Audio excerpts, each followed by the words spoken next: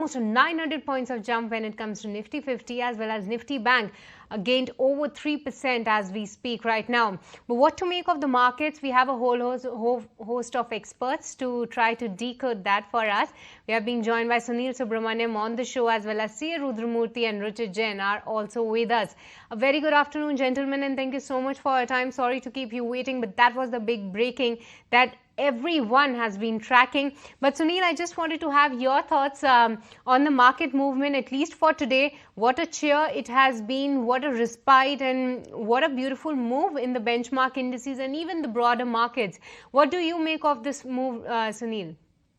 So I see this as a culmination of two things. One is, I think there's a buildup of good news for India over last 2 to 3 months, starting with oil price reductions, the budgetary giveaway to the middle class, the easing inflation, the 12% rise in the YOY GST collection, the good monsoon. All of these good factors which came out, right, could not be fully implemented. Now, FIs caught on to it and were buying into India by and large for the last 15-20 days. But DIIs were hesitant because the earnings season was on, and they were not confident because obviously the Indo-pak situation was also a concern to the DIIs. But even overall international situation was a concern, earnings season was a concern. So DII money was a little bit on the sidelines, about 2.5 lakh crores just with the mutual funds was in the cash balance. In top of it, there would have been insurance and AIFs and PMSs and all of that. So a culmination of the two things meant that this remaining uncertainty, and it's not just the Indo-pak ceasefire, it's also the US-China talks in terms of putting a pause on the tariffs for 90 days to a limited extent, and also the Russia and Ukraine are now willing to talk to each other. So suddenly you see this whole black cloud, the dark clouds of uncertainty have got lifted. So which means now it's kind of opens the dam for more FII flows to come in, because probably the ones who are tactically looking at India saying an oil price reduction, a dollar weakening means it's positive for India and we're coming. But now you'll see that the growth engines will get unleashed from an FII perspective. Same the case with domestic mutual funds. While the earnings season was not the best and the greatest, and the guidance was also not the best and the greatest, what's now come in because of this lift of uncertainty is the fact that the guidances which were generally not so great will now prove to be outperformed, and then actual earnings will beat. So you're in a situation where companies are now probably under promising but will over deliver. So where this whole thing then comes to is that I see that with today's move, right, decisive change has happened in the market, that growth now replaces valuations as a reason to invest or non-invest in India, right? So that tilt, right? Because so far what happened was, despite the corrections that we suffered since September, we continue to be at a premium over our premium. Let me explain. India has always been at a premium to emerging markets, right? The long-term average is 62%. But even after the correction, the premium still was 75% before, last week. So the extra 13% premium was a little bit of hindrance, saying India is trading above its long-term valuation average. Now, today, that's no longer a concern because, like I said, the market will now take its efforts away from looking at valuations and purely looking at the growth prospects for India. And the situation is very similar to a year ago, last April. Because from last April also the markets were expensive, but from April to September, they were on a bad bull run because markets ignored valuations and looked at the growth prospects. That got punctured to some extent in September and the FI selling started. But that April to September move most probably will get now replicated from now for the next 3 to 4, 5 or 6 months. So I think that's the change in the marketplace which happened. No, right? Hopefully, Sunil. But just a quick take on the other big story that we have been tracking, and that's a significant cut down in the US tariff, US and China tariffs rather, because both the countries have now decided to slash the tariff rates. And within the emerging basket and within the Asian market, Sunil, yes, India has been one of those sweet spots. But with respect to this tariff cut announcement, do you believe that now there is a risk then wherein money will once again start flowing into the Chinese market? What's your thoughts? So I think in the previous time this happened, post-September, was when China announced the stimulus, if you recollect, and there was a Now shift I of will only money. go to Hello, can you hear me? Yeah, there was this shift to China, and that caused the start of the correction. The question you're asking, is it going to be similar now? Yes, there will be a shift to China because Chinese markets are very undervalued relative to India, and those prospects are looking good. But this time, it's not at the cost of India. I would say it will be at the cost of the other markets. I think both India and China. China will get a valuation allocation, India will get a growth allocation. So I don't see that we will be actually necessarily suffering because of this. And to that extent, right, our inflows are always much less than the Chinese inflows. Their market size, their GDP size is much, much larger than ours. So China will get its due share. So that's not an issue at all. But India will not lose out, is my view. All right, point taken. And everybody was just been wanting to know that how this China plus one theme that has been doing rounds, how will this pan out? But maybe some time there. But gentlemen, I want to come to you. We have Ruchit as well as CA Rudramurthy as well waiting by. But Ruchit, let me have first your take on the IT pack, because yes, of course, with that, some bit of a clarity coming in and the kind of moves that we have been seeing, IT is making a strong comeback in today's trading session. Give us your sense on the charts as well as where do you see the index headed? Yeah, hi, very good afternoon. Good afternoon. Well, definitely, this is one of the sector where we have seen a significant underperformance since mid-December, primarily because of all the uncertainties related to the trade war. But since that uncertainty is over now, we can clearly see a good volume-based buying in the stock, in the index, and most of the stocks within the index. And it's not just a pullback move, but the volumes, and especially the heavyweights, such as Infosys, TCS, HCL Tech, you can see the volume-based buying up happening over there. So I think no, it's not a one-day up move, but no, we believe that this is likely to no, see a sustainable flows where the heavyweights would lift the IT index higher, and we could expect levels somewhere around 40,500 to 41,000 in the short term. So I think all the stock index is up by 6 to 7% today, but still there is no room for further up moves from current levels. Right, still some further upside. But Ruchit, any stock that is standing out for you? Because we have Infosys, HCL Tech, Wipro, they are gaining anywhere between 6-7%, and even Persistent and Coforge. These high beta counters are also reacting positively. Any stock where you still believe there's an opportunity or a headroom? So I think if one has to choose within the IT space, then Persistent, within the mid-cap IT space still looks quite good.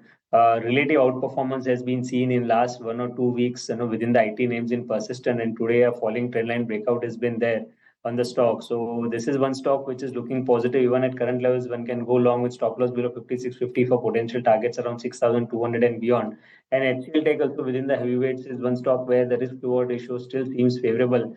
Where on the monthly chart we had seen a hammer pattern and a bullish hammer pattern getting formed, which in technical analysis is a trend reversal pattern, and a follow-up move is there today, which indicates that this is this should continue towards 1750 kind of levels. So HCL Tech also we believe at current levels with stop below 1620 can be bought for potential targets around 1750.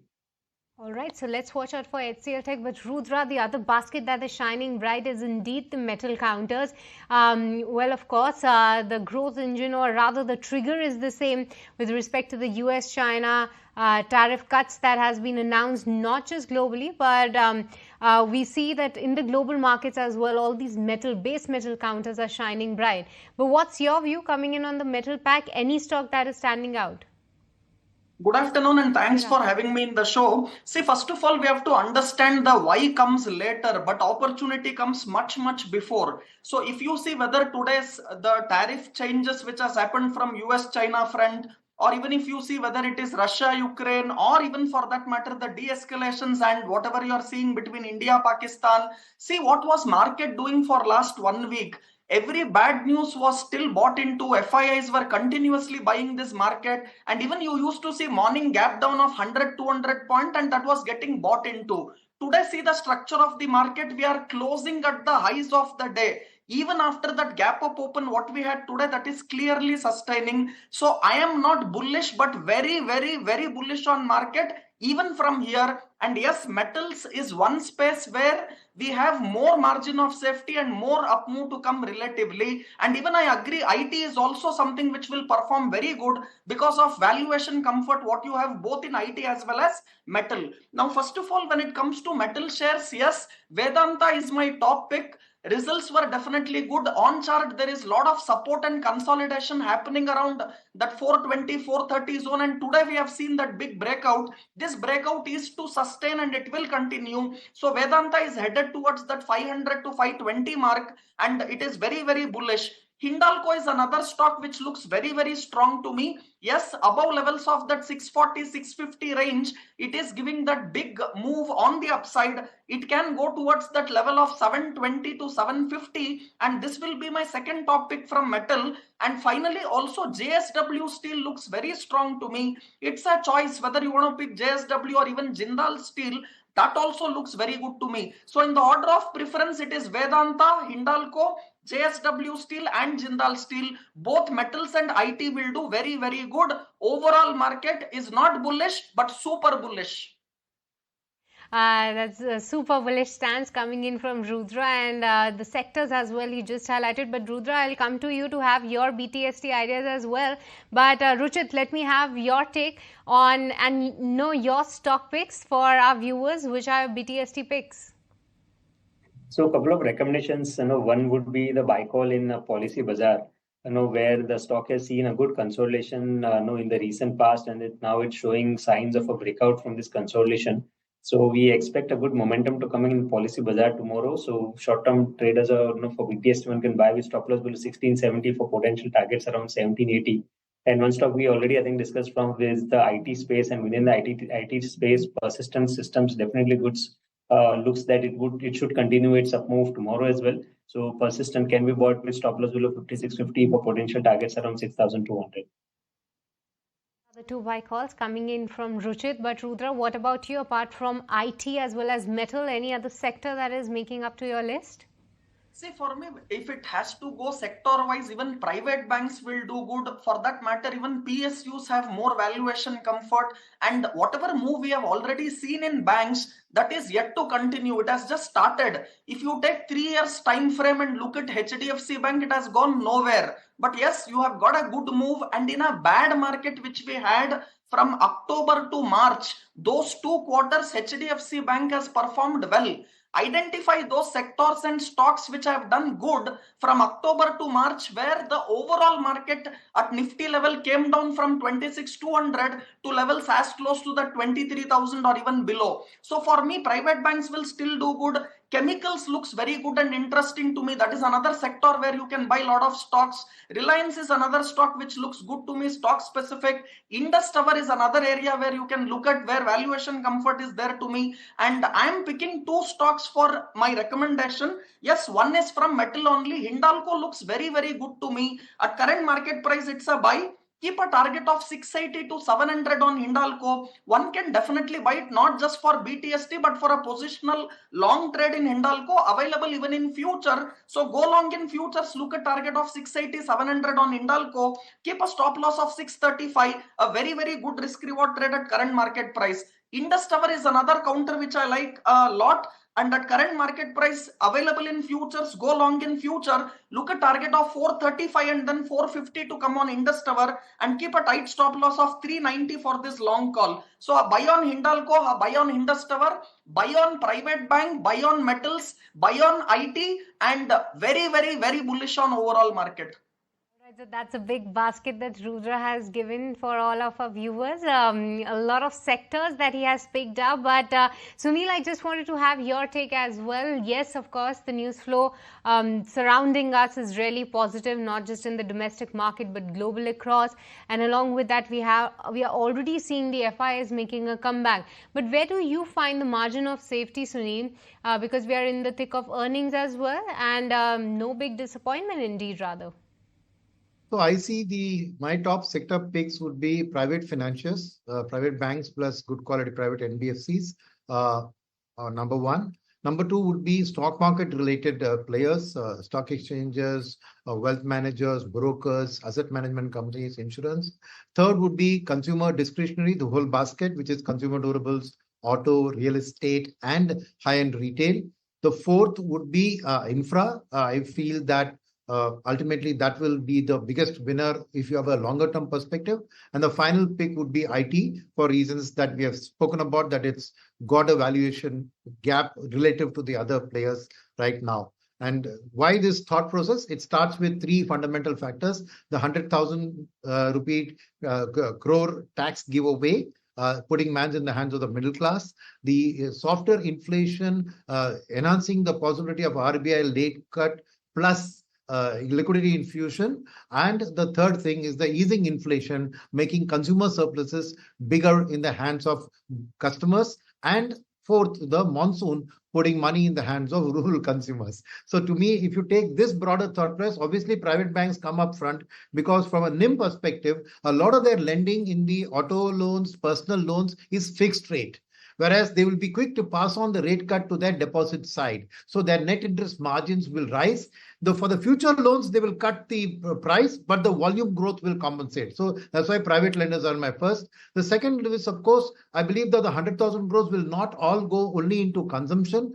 Because of the positive mood of the market, you will now see people investing in equities, both direct retail through mutual funds. The SIP book should go from 26,000 to 30,000 in a very short while. So all of these stock market related participants would benefit from that. In fact, private sector banks have a very good distribution arm on mutual fund and insurance. Their fee-based income will go up. And obviously consumption across the discretionary, consumer durables, auto, real estate, and retail all should benefit from a reduction in the EMIs and more money in the pockets of customers because of monsoon, because of $100,000, 100,000 lakh crores, and the fact that inflation is less. And finally, I'll come to the one which is an outlier in terms of this. With the consumption picking up, I do expect that the K-shaped recovery will now translate to a U-shaped recovery, which means the bottom of the pyramid should step in both, especially on the rural side, to two-wheelers, entry-level cars, and of course, tractors will benefit. So from that point of view, right, I believe that the capacity utilization in the country should start going up. It's got stuck at 75, 76% for a fairly long time. So over the next 6, 8, 9 months, as this capacity creeps up, I believe that private sector capex should commence, and hence building materials, capital goods suppliers, steel, cement, all of these infra-related sectors, I believe it's a good time to start buying into them, because in 18 months from now, the picture will be that private capex is a very, very strong wicket. And finally, the reason to pick IT, I think my co-participants in this discussion explained it, but the point is, I want to stress is, yes, there is a valuation because it hasn't been running up. But if you look at the two major risk factors for IT, which led it not to fall, are one, a slowdown in the US economy. Now, if US, China are getting together, then you're again, the US economy will look to pick up because they will now, with the deal from China, come through. And second, now with inflation then not rising as much there, the chances of rate cut go up. So American corporations, if they do well, their buying of IT will go up. And finally, we had a weakening dollar. But with the reversal of the tariff situation and thing, the dollar will no longer weaken as much. So that's a positive, because the weakening dollar, strengthening group was a negative for IT. That's gone away. So I think those are my 5 sector picks. No, totally take your point. But with this, gentlemen, we let you go on that. Really appreciate you taking the time out. Thank you so much, Sunil, Ruchit, as well as Rudra, for taking the time out and speaking with us. Just a few minutes left for the markets to shut shop. But yes, indeed, with the kind of move that we have seen, Nifty 50 index has gained over 3.5% and is set for the best day since 2021. What a move in today's trading session, and what a start of the week. But with this, it's a wrap. But let me go across to Snehi for the market wrap as well.